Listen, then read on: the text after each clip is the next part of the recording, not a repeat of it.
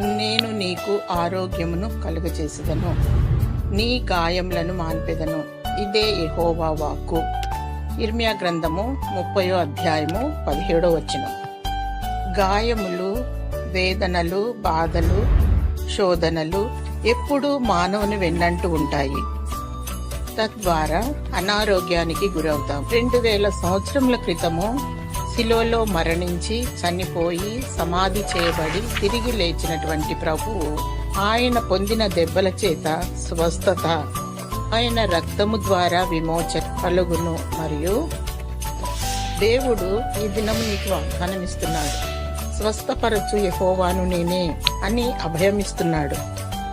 స్వస్థత నీకు శీఘ్రముగా కలుగును. హృదయము అన్నింటికంటే ఘోరమైన వ్యాధి కలది. హృదయ స్వస్థత కూడా దేవుడు కలిగించును, స్వస్థపరచును.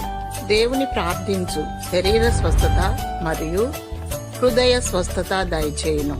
మనము నోటితో అడిగినచో దేవుడు శీఘ్రమే తన స్వస్థత నీకు దయచేయును.